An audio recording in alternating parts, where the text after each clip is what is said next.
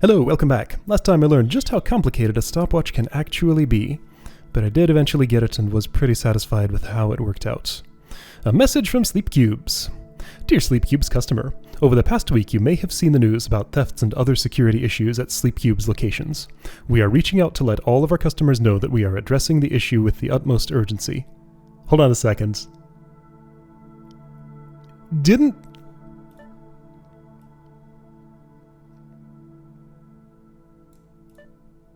Yes, we did. We made the locks for them and knew how vulnerable the security was. Okay, that's a continuation of that. We have learned that recently installed locking mechanisms at many Sleep Cube locations do not meet our security standards. Yes, they do. You set those standards. It's your fault. These locks were manufactured by an independent subcontractor and in no way reflect the high quality that Sleep Cube strives to achieve in everything we do. Replacement of these locks is underway, and we will send another message when this process is complete.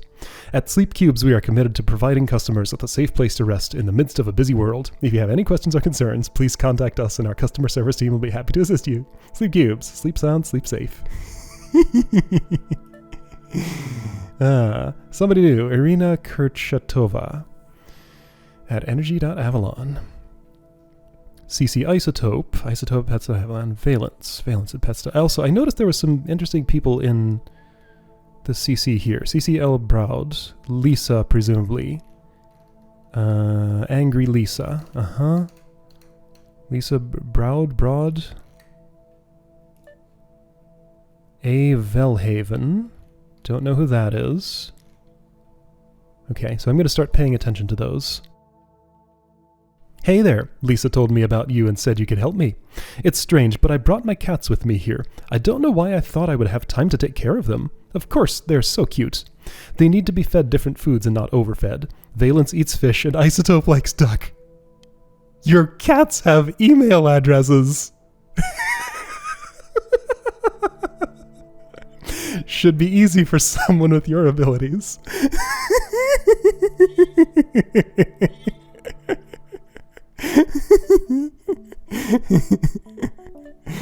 Tag reader is a non-blocking Expo connected to an RFID tag reader. Presumably the tags your cats are tagged with.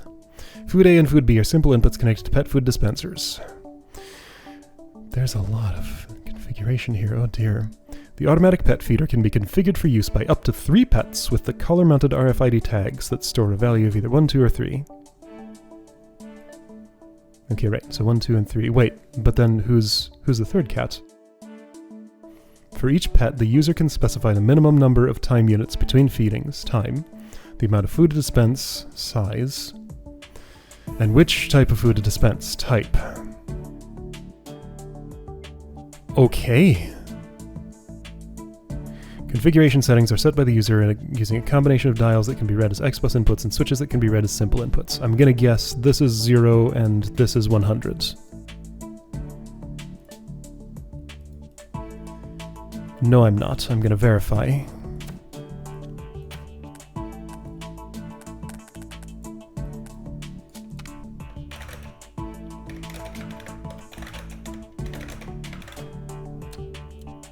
Zero, 100. Okay, well, I guess I just see it right on the wire there. Okay, great. So I can move these around. This is like a billion inputs. 9 billion, not the same number. Okay, so extremely large number of inputs. And not to mention these. Configuration settings. Okay, so I dispense food A, food B.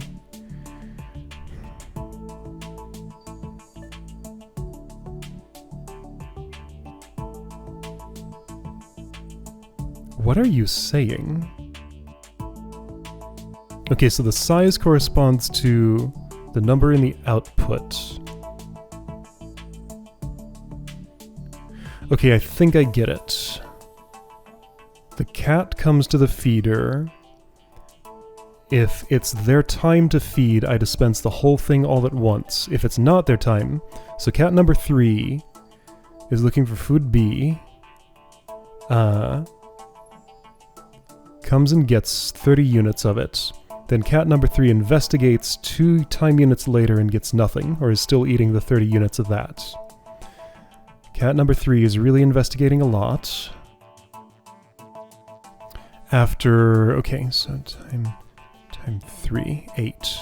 1, 2, 3, 4, 5, 6, 7, 8. So 8 time units go by, and yeah, that's the first time 3 investigates again there.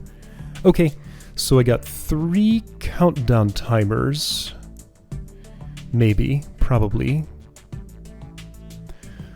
More like I have 1 timer counting up, and each one will store the next time at which they can be fed. Or the last time they were fed and do some arithmetic. I think next time at which they can be fed will be more convenient, because then I can just compare that number. Alright, I'm used to this kind of programming. I do that kind of thing all the time.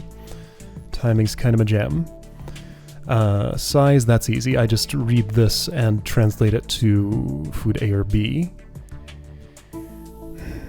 Now this determines which output I use, and that's a little bit of a pain. So note that these take continuous values, so no DX300 involved here.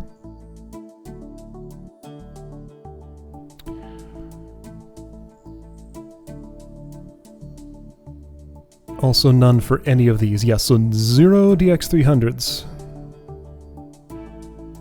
Those just are not involved at all. Tell me something about logic gates. I am now actively looking for an excuse to use those. I'm going to try and shoehorn them into any puzzle where they'll fit. I'm not sure this is one of those, but how exactly do they work again? Less than 50 interpreted is off, greater than 50 interpreted is on, and I assume it normalizes my output to 0 or 100. Also, I realized these could work as a diode, but I'm not sure that ever means anything for simple pins. It's more meaningful for X bus, and they can't do that.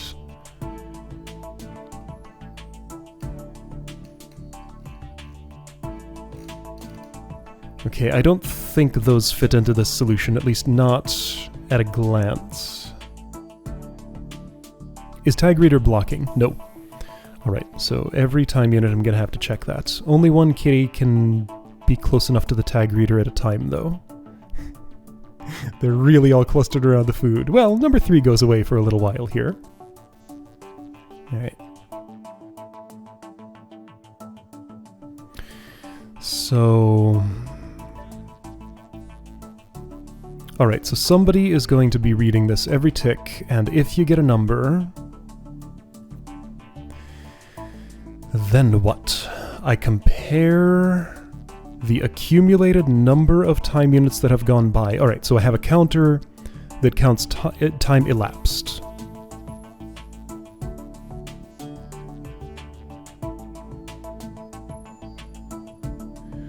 Here's what I probably do. I have one of these. An initialization reads these 3 values into these 3 fields.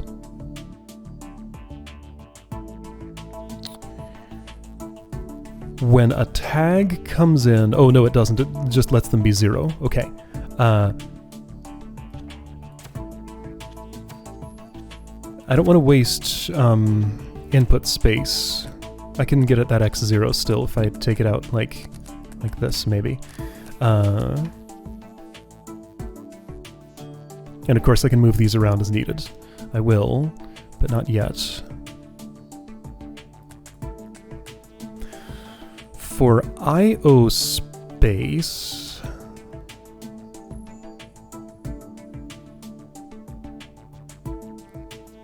Well, I'll think about that later. But yeah, let's think about first just detecting when it is feeding time.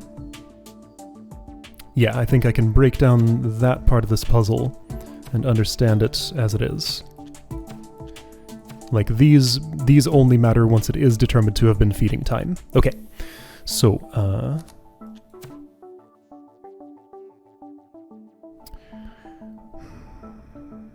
this is problematic.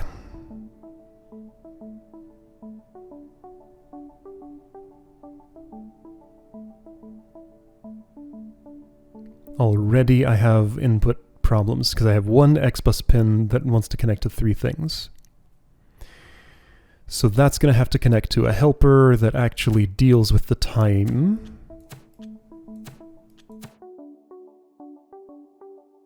Okay, that's fine. I can do that.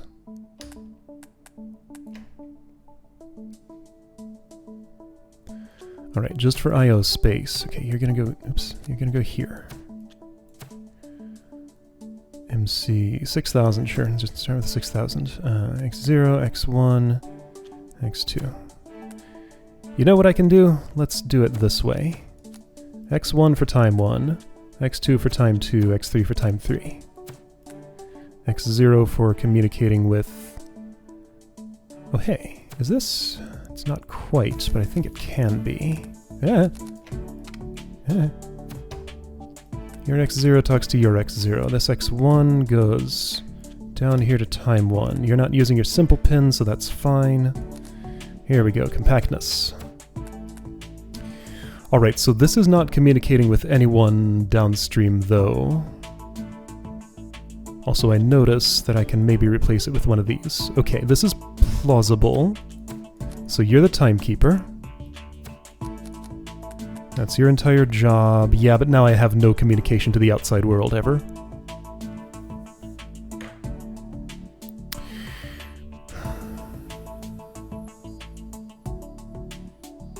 Yeah, I'm out of pins. Unless I want to go over a simple pin, which is not implausible, but it's not implausible. More likely, though, I'll send a message to someone who manages both of these lines. Meaning then that I have an extra one. Okay, so before worrying about communication with the outside world, let's do this portion. So...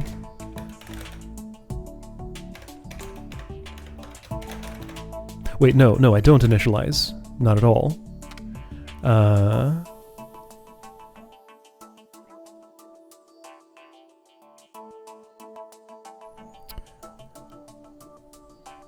Okay.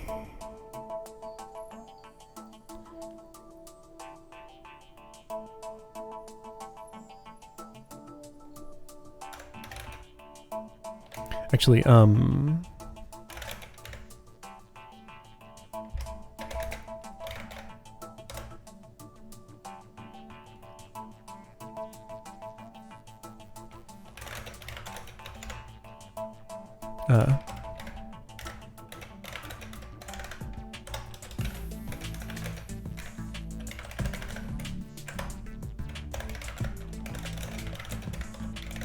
okay, so you're counting time units. AC is where that timer is. Okay, moved at X0 if it is not negative 999. Alright, so if you get that, you SLX, SLX, X0, TCP, TCP, X0, 2, minus, move, X1, X0, plus move X3, X0, tech X0, oops, well, gonna have to move that to AC then, that's fine. No, that way I don't save an instruction. Right, as I saw, if I want to do this pattern, a TCP with 3 separate cases, then I,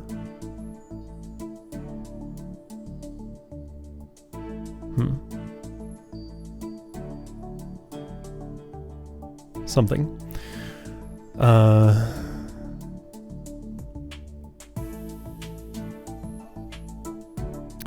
Then I can save a line if I do an extra test, but if I have to store the value coming in on the XBus pin in a register just to do that extra test, then I don't save the instruction. So here it makes more sense to just do the jumps. So move X to X0. Okay, so this is just a simple I/O expander. I put a number in here and I get the time back. And multiple controllers could use this, and I may want to. I don't think I'll want to, though. So you do everything to do with timekeeping. You're going to communicate to somebody else who actually manages this. Like, you don't have to do the raw I/O to this thing. Now, why do you want to know the time for this? Because you want to query somebody else whether that time matches... Yeah, okay. So I move dat to x0 to get the time. I'm also going to move dat to x2. Okay, so I have a timekeeper well, you're the timekeeper controller, but a different timekeeper controller. So x2 is going to talk to, like, some dude here who has I/O lines for these. Something like that. I'm trying to keep this decently compact. Reasonable. And x3 is going to go on to the one that actually deals with the feeding time when it is. That's the idea. Okay, so when a cat comes in, I tell both of you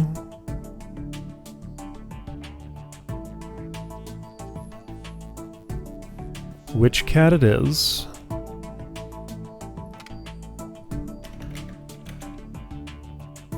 I can already tell this will not work with one of those, so I'm going to go ahead and just upgrade you right now. My plans definitely involve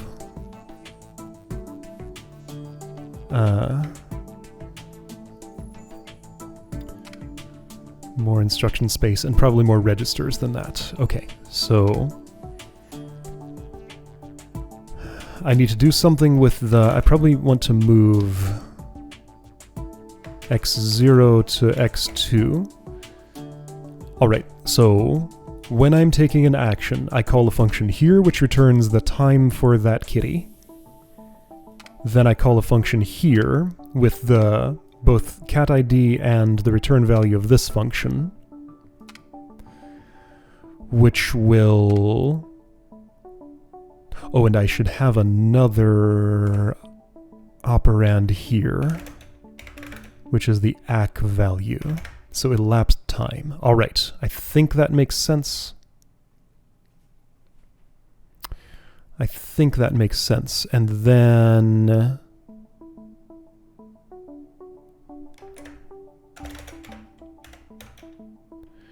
if you come back to me with, let's say, a 100, then I'm going to move a 100, let's say, to x3. Oh wait, dat to x3. Okay, so when I output to x3, it means it's feeding time for this kitty. And then I think your program is done. Okay. So what your job has to be is to receive 3 function parameters. Cat ID, which is just address into this. It's fine if I leave this cell at 0. It's going to be 1, 2, and 3 here. So I'll go ahead and just move x0 to address line, x2.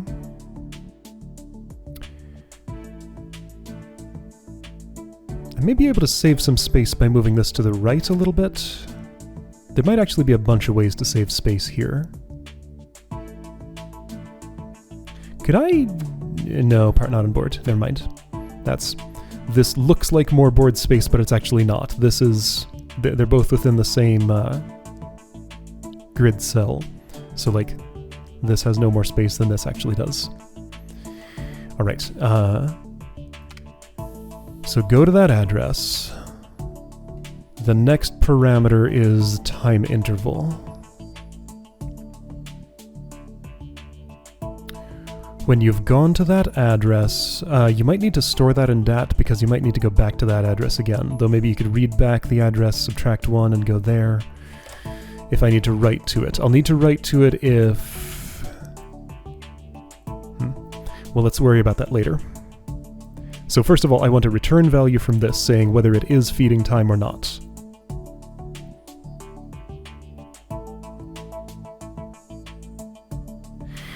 You don't need to know...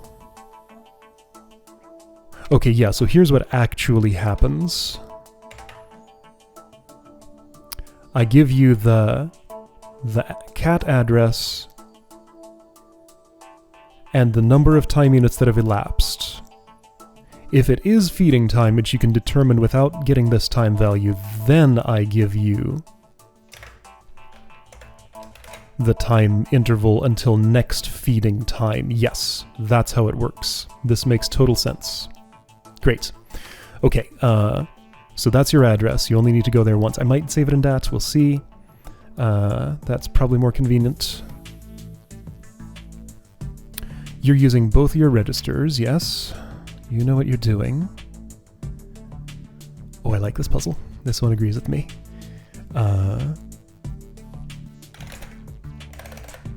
TLT, or GT, what's the threshold? Minimum number of time units between feedings. So if 12 units have gone by and you're at, and your feeding time is 12, then you do want to feed. Okay.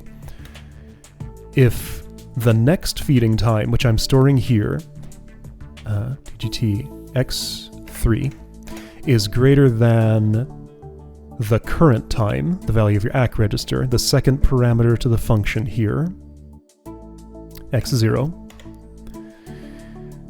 then it is not feeding time. So 0 is false, 100 is true. I'll just stick with those conventions. However, if it is feeding time, then... Okay, here's the thing. I need to move x0 to ACK because I'm going to operate on it. And I'm also going to move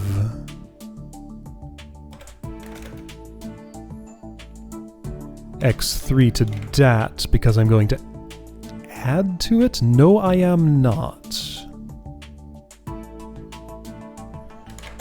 I'm not at all. I don't care what this value is, except for compare. Yeah, it's just the next feeding time. I don't add to it, I overwrite it with something completely new. Yeah, so if a cat has a feeding time of 12, waits 15 time units and then gets fed,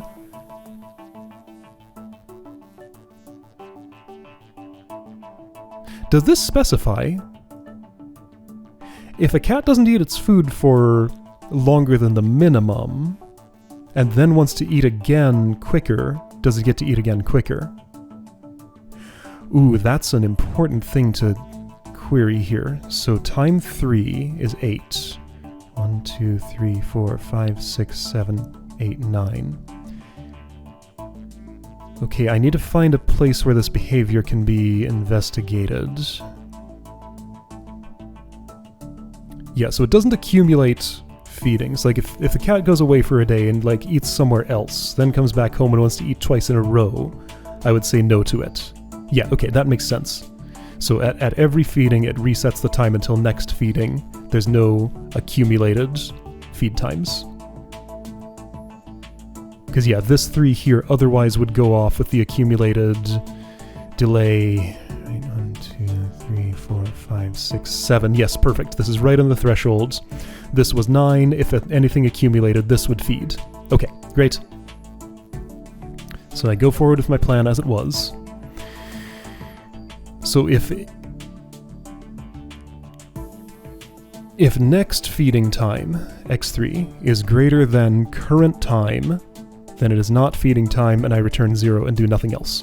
Otherwise, I might put a plus jump weight here if I need to do additional stuff down here, but I don't think I need to. There's no conditionals beyond this point, just a whole bunch of minuses. So otherwise, you know, this might fit in a 4000X, we'll see. Because it ended up a lot more compact than I thought. No, I still have to do address math, and that's going to take a bit. I'm not using DAT. I might need to. Okay, so when this happens, I need to take the current time, which is this, now stored in ACK. Oh, by the way, I'm going to do that. Current time is now stored in ACK. And time interval is passed in, so I need to add x0. Not yet. It's not going to send it yet, not until I tell it is feeding time. Sure, let's get the feeding process started quicker. So unblock x3 as the highest priority. Okay, so once that happens, and that happens, and that happens, then I can add x0. So you'll stall here for just a moment while that happens. That's fine. So the time interval gets added on to... Actually, hold up. I can do better here. I only need to get the time interval when it has been feeding time. Move dat x0 when it is feeding time. Move x0, x2 when that happens. Okay, great. That makes more sense. Because yeah, otherwise when it's not feeding time, since I'm only sending this value, yeah, I had a bug in here. The bug was that this IO line was getting clogged up when it was not feeding time. Okay, I fixed it. 1, 2, 3, 4, 5, 6, 7, 8, 9, 10, 11. I don't think I'm going to lose 2 instructions there, so let's not think of compacting that.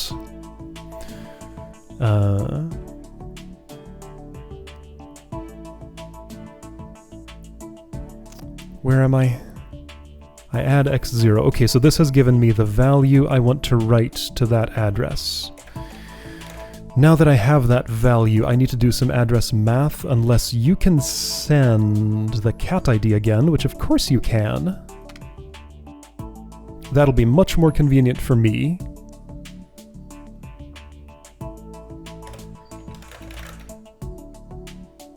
Hold on, dat.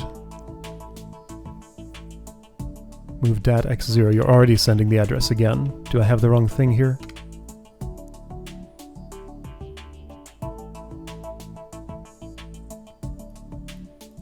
Oh, x0, right. You also want to move dat.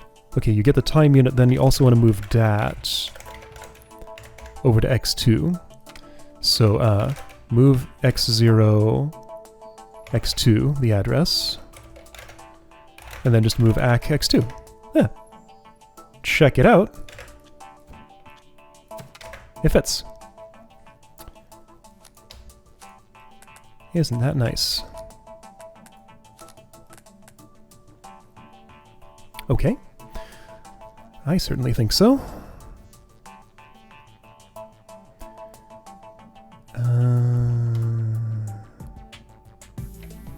Yeah, okay. I'm just looking at these wires, and it seems like there's a way to get them better. There is... Not. No. No, there's not. Now, hold up. What if I would... Since I have the room to do this, what if I'd slink you up there?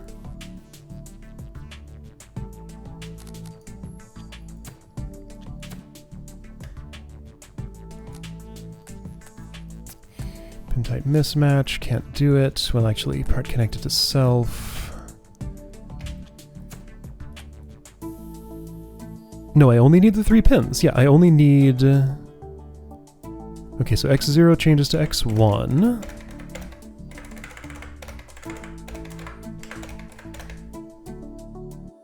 And then those just connect that way. There we go, I compacted it. Worthwhile effort. So x3 was this one. Just for consistency, I'll wire it like that. Okay, there we go. Alright, so then, when it is feeding time, can I test this? I think so. I think I can test this as is for at least the first feeding time.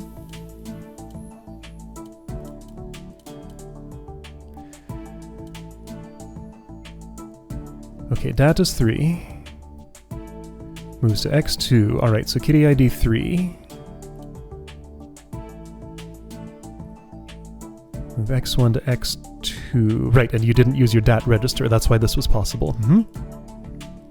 So 3 goes to the address. You're going to go here. You also want to move number of time units elapsed, which is 2, over to this. Sounds great. Okay, so that address, move x1 ac. 2 is being written, ac is 2. TDT x3 ac It is not greater, therefore it is feeding time.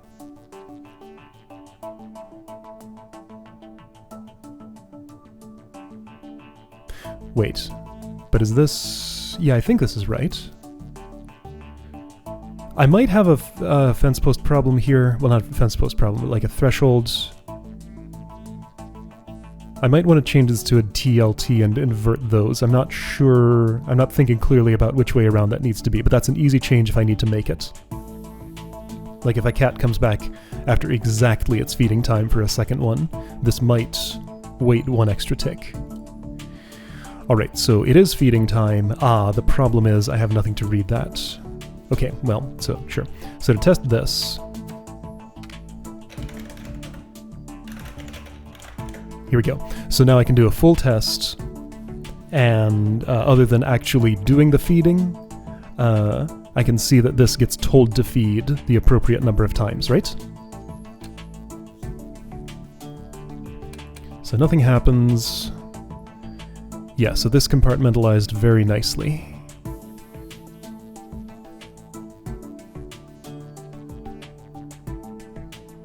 Hey, I can move... Oh, check it out. I can pack this further.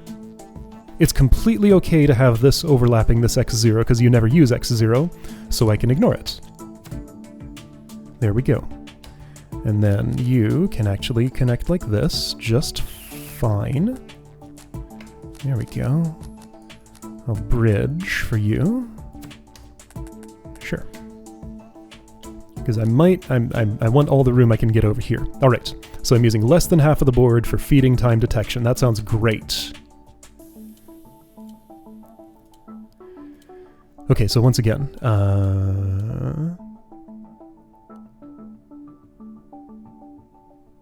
right, you read the value, that's why your cursor's all the way down there.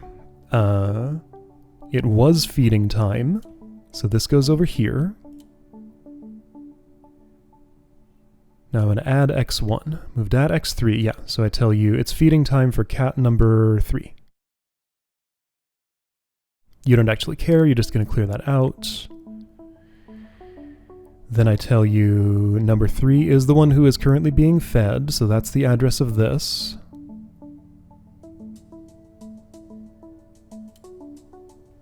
You want to add x1. Add x1, are you sure? Move that x0, right. Move x0, x2. Okay, so you are reading from x3, which is kitty number 3, great. Back here, great. x0, x2, okay, great.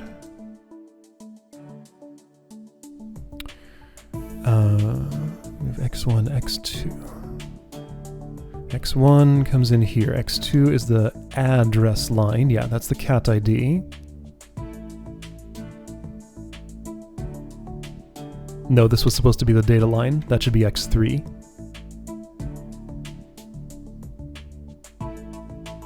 No, wait, move x1, x2. No, that's... Hang on. Did you write...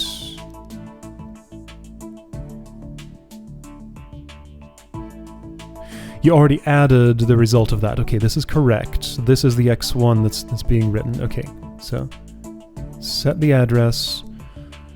So you should write 10. Whoa, okay, so here's the actual problem. That's the x3 that I wanted.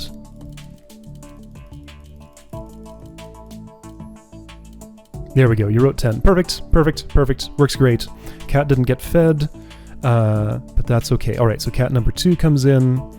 Let's just advance and see what gets written here. 15. Yes, that's correct. And the next one should be, if you're at time unit 5, 29. Perfect, perfect, perfect. And next feeding time detection. Cat number 3 requests food and should get it. So you should now be set to 28. 26, so that's right, that's right. Okay, I'm going to say this works correctly. This whole mechanism is perfect. Now, need to actually feed the cats.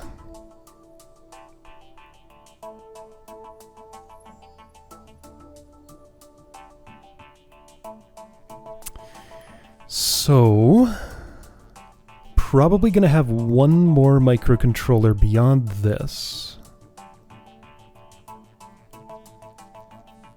These are simple inputs, but these can be DX300'd, and I probably will. And I have not enough X buses for this.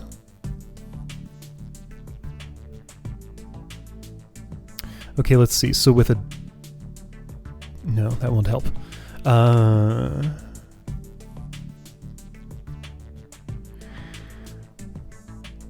So once I get a kitty ID, I probably want to do something like this.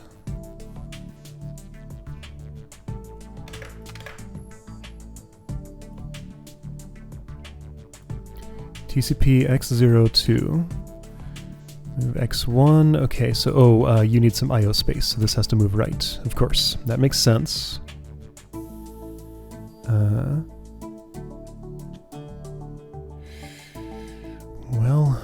That needs to go somewhere. I guess it can go here. Size 2 here, size 3 here. Alright, yeah, so you determine the size and pass it on. How do you pass it on? No, you're out of I.O. pins. No. Okay, so what I actually need... Oh, check it. I know what I can do.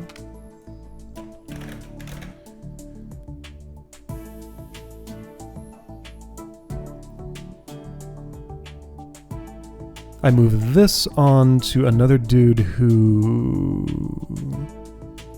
has the actual... I'll just go ahead and plunk this down and compact it if I can later.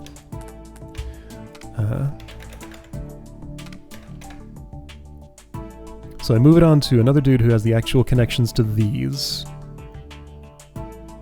Why would I do this? Why wouldn't I do it right here? What's the difference? The difference is you're going to use... Right, the difference is you get another X-bus line, which you do need. Alright, so size 1, X1. That looks gross. That looks a little less gross. Size 2, X2, size 3, X3.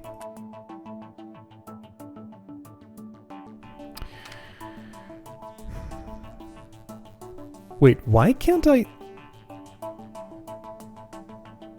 Oh, it's because of these switches. Okay, this final complication is why I can't just have this be the end of the line, do something like this to decide which of these to read, and something very like that again to decide...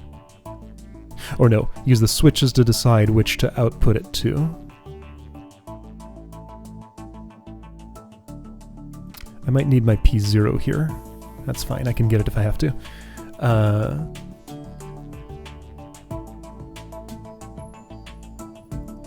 So in any case, at some point I do need to do this, of course. And connect that to here or something.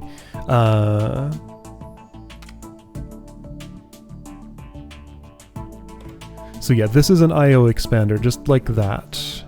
In fact, this is identical to that. These are exactly the same.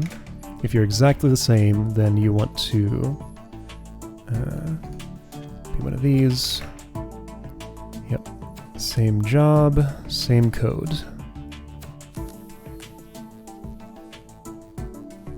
Alright, so that I.O. expander, yes, will work literally identically. There is no difference. So move X0 to X1. I need to store it actually. Move X0, sure. Move X0, X1, no, move back, X1.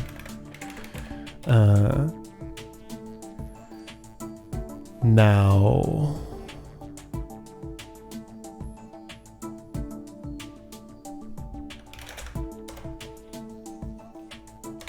here, let's do dat. No, wait, no, okay, so,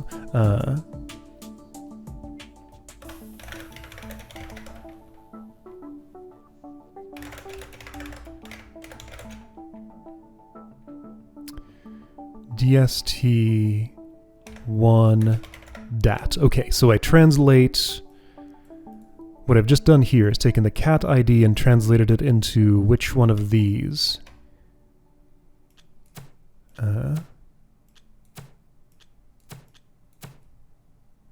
I want to read. Okay, so... Oh, but this isn't... I don't... DST. I need to D... Well, okay, that's fine. No, wait. No, it's not. I need a DGT. No, okay. So I need to move X3 ACK. DGT... DAT... Yeah, so I check the digit at the address specified by the cat collar ID. Yeah, okay, sure. So this works fine then, I think. I can get all that out of the way. Just move this down.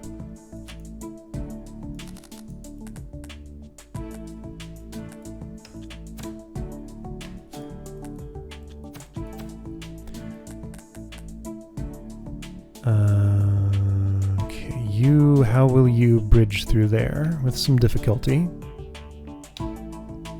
But you'll be able to do it. Sure. Okay, I think this will do just fine. Tech, AC 1. Okay, so that's type B. Plus move X1 P0. I want to be able to read that label. Here, I'm only dodging that much, so that's what I do. Minus move X1 P1. All right, I think I'm done. I'm wrong. Oh, also, okay, sure. So what I actually need to do is sleep 1 plus move 0 P0 minus move 0 P1. So I need to reset it to 0. Oh, is that all? Not exactly. Okay, so what happens?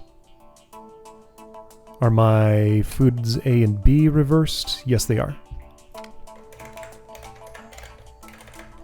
Here, let's reverse it this way. There we go, there we go, there we go. Okay. Yeah, didn't feel the need to step through all that because my logic just totally made sense. I think at some point I kind of switched from doing cost optimization to power optimization. That just kind of happened organically. So I expect, yep, good power usage. Production costs also fine. Hey, something to be proud of. Better than average. Nice. And also, the fourth graph was not too bad either. This only took me 42 minutes. Nice. Oh, I'm real happy with that one. Valence and Isotope say thank you. Maybe soon I will have something more serious for you. Ha ha ha. Cats. Are you the third cat? I don't know. Maybe it's just designed for... Maybe you're just planning for the future. Possibly having more kitties. At some point. Okay, well, yeah. Extremely happy with this. Sure, people have done better on all three, but probably not at the same time. Yeah, I have no complaints about this at all. This is exactly as I wanted it to be. I guess it bothers me a tiny bit that I have two identical microcontrollers here, but you know, they're doing the same job with different data, so it totally makes sense.